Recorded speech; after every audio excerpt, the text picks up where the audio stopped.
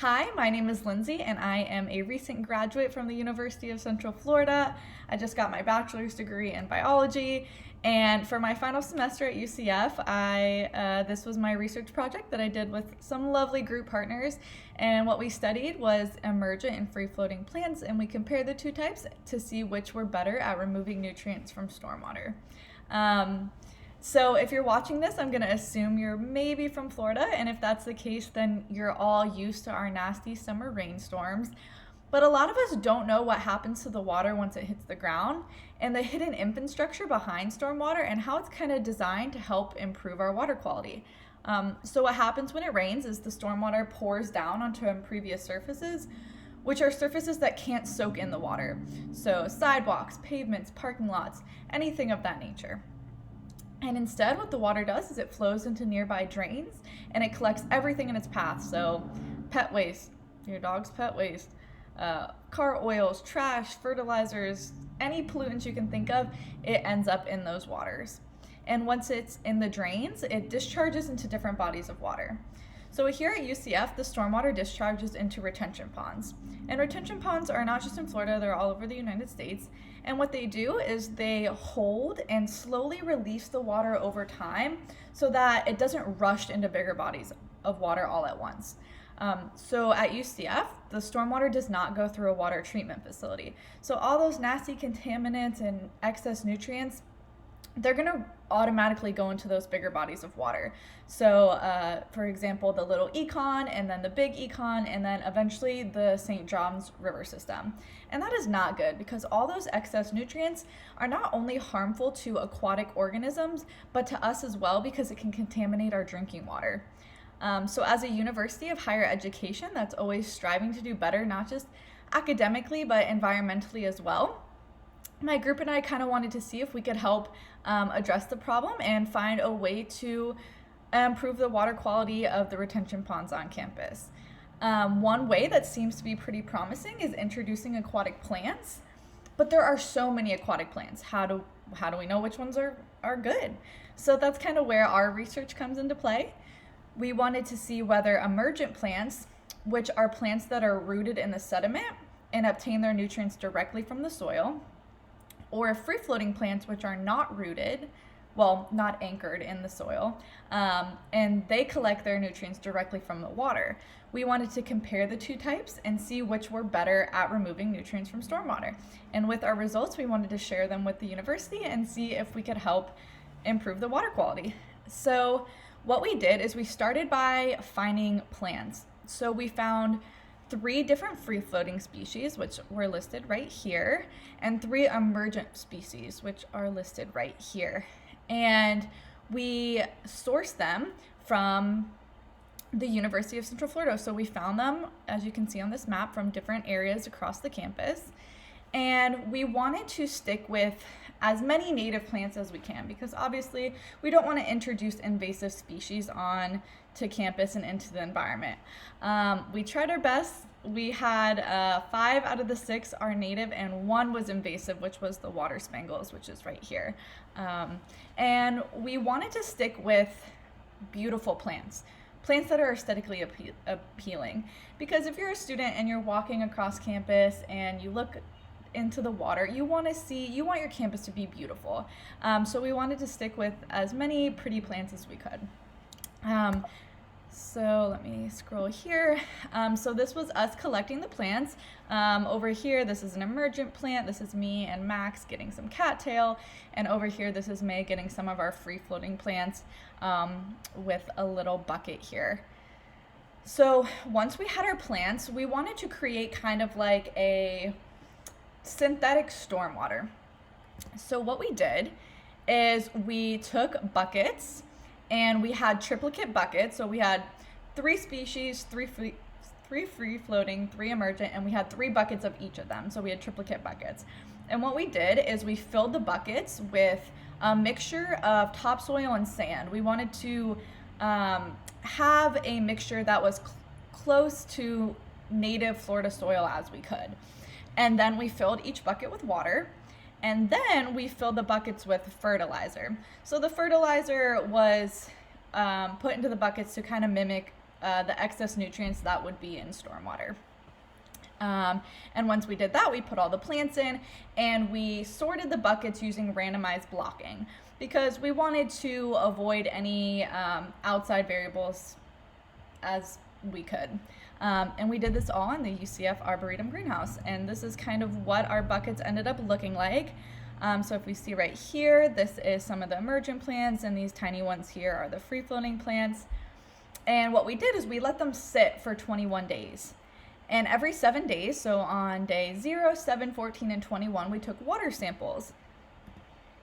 As you can see right here, so we took water samples from each of the buckets, and then immediately once we took the samples, we filtered the water. So you can see here, we're pushing the water through a filter. And then once we filtered them, we acidified all the water samples, and we put them on ice, and we sent them to the Aquatic Biogeochemistry lab on campus, and they helped measure the phosphate levels that were in the water. And then on day 21, when we were done with the experiment, we took the plants out of the bucket and we tried to get as much soil and sediment off as possible. And then we put them in these paper bags here and we dried them in this machine for 2 days. And the purpose of drying them was because we wanted to get a final dry weight. Because of course, over those 21 days, those plants grew. And so we needed to somehow take into consideration the growth. So we dried these plants for 2 days and then we weighed them. And finally, we also took a visual algae growth, because by the end of the experiment, there was a lot of algae in the buckets. And algae is a sign of excess nutrients. So we wanted to kind of take this variable into consideration. So if we look at the top two graphs in the results section, we broke the graphs down into emergent species and free-floating species. And the bars here on the bottom are the phosphate concentration levels over time. And then the lines above it are the removal rate of phosphate. And then down in the bottom left-hand corner here, this was the phosphate removal rate compared to the dry weight. Because as I said before, those plants grew over time, so it was an important variable to consider. And when we ran an ANOVA test, we did find significant differences between the free-floating plants and the emergent plants, which was interesting. If we take a look at the final chart over here, this was the algae growth observation that I was talking about. So what we did is we looked in the buckets and we looked at the algae, the film on the top of the surface of the water, as well as on the circumference of the bucket, because we noticed that a lot of the algae grew up the sides of the bucket. And we created a scale. So 1 was the water was very clear, no signs of algae growth, and 5 being, oh my God, this bucket is green. It is full of algae. And so what we found is, if we take a look over here, we found that the emergent plants had great water quality. Pretty much all of them were categorized as a 1 or a 2, so the water was very clear. But if we take a look at the free-floating plants, even though they were categorized as a 3, meaning like moderate algae growth, the water is still pretty clear compared to their relative size. So when we collected these plants, the free-floating plants specifically, they were very, very small, like smaller than a dime. So considering how small they are, the water quality is still very good. One other thing we noticed was that on day 21, the concentrations of phosphate, you can see here, began to increase again. This was likely due to plant senescence, which is essentially plant death. So what happens is when the plants die, they release phosphate back into the water. And this happened for both the emergent plants and the free-floating plants. So one thing to note is, if we're going to share this data with other universities and our university, we want to make sure to emphasize the importance of plant maintenance, because if those plants do die, the phosphate's going to go back into the water, which kind of defeats the purpose of planting them to begin with. So we have to make sure that these plants are happy and healthy and surviving. As I said previously, there was a significant difference between the free-floating and emergent species when we took into consideration their dry weight. We saw a greater value with the free-floating plants. And we think this is because the free-floating plants are getting their nutrients directly from the water. So when those nutrients are going into those retention ponds, they're right in the water. All those the contaminants, they're circulating around in the water. So those roots, when they're dangling, they're getting their nutrients right from the water, whereas the emergent plants, they're getting them from the soil. So that is most likely why we're seeing a greater increase here. But the bigger picture of our entire study is that it is important to implement these results with the Department of Natural Resources and the UCF Arboretum, not only to help improve the water quality of the retention ponds on the UCF campus, to help students and the university, but also for the broader Central Florida community. Because like I said, those contaminants are going into the little econ, the big econ, and eventually the St. John's. So it's affecting everyone around us. So if we can spread a little knowledge and awareness and make a small difference, I think we can help the broader Central Florida community, and I think that means we did an okay job.